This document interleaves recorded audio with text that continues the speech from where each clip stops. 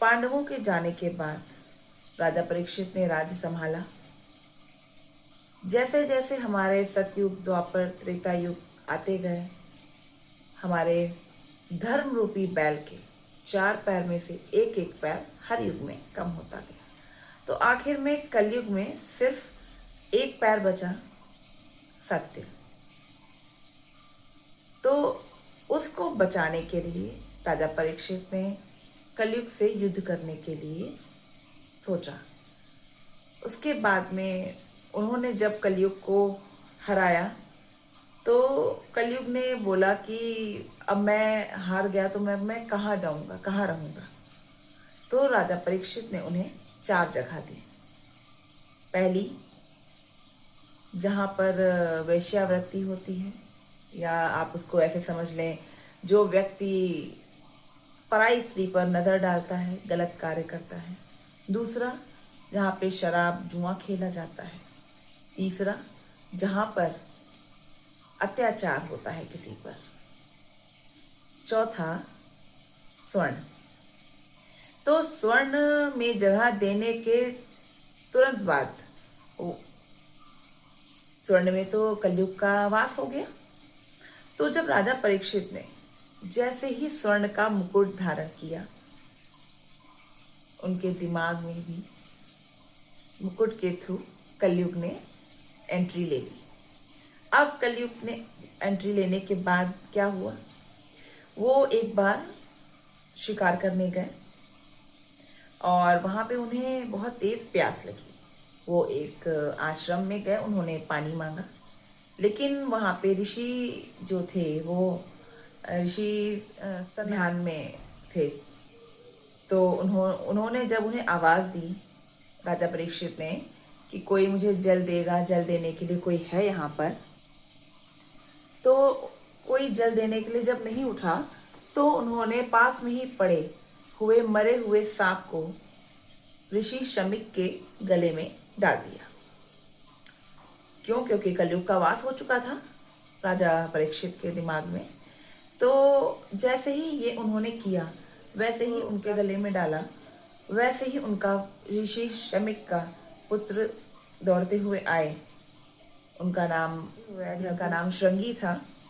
उन्होंने राजा परीक्षित को गुस्से में श्राप दे दिया कि 7 दिनों के अंदर तुम्हें नाग, तक्षक नाग डसकर मार देगा। जब ये श्राप मिला तब एकदम से राजा परीक्षित को ध्यान आया कि उन्होंने कितना गलत काम अपने ऋषि, अपने गुरु जी के साथ कर दिया।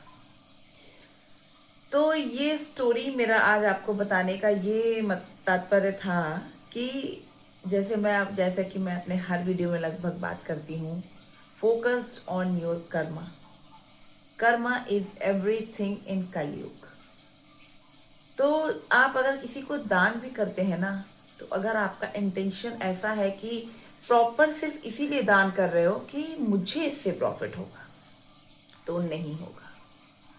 आप अपना इंटेंट अच्छा रख के दान करें, ये सोच के दान करें कि हम भी जिस तरह से खाते पीते हैं, भगवान ने हमें किसी को देने लायक बनाया है तो हम उसे दे रहे हैं, तो कोई और भी भूखा ना रहे।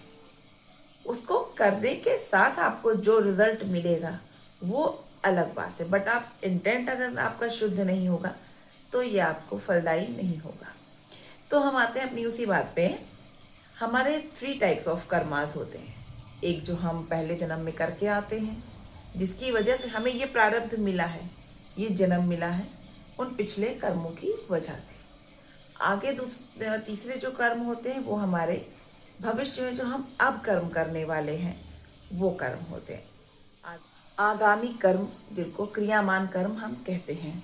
तो इन क्रियामान कर्म में मैं हर बार यही बताती हूँ कि आप में से कोई भी इंसान अगर ये सोचता है कि मेरे साथ ऐसा क्यों हो रहा है, तो ये आपके पास्ट कर्म है। अब आपके साथ आगे जो होगा वो आपके इस लाइफ के कर्मा के आधार पे होगा। तो please focused on your Karma.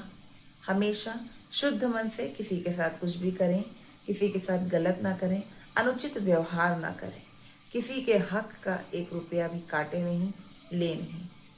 क्योंकि मैं फिर यही कहूँगी कि विष्णु तत्व अगर आप सब में है तो आप हमेशा सुखी रहें।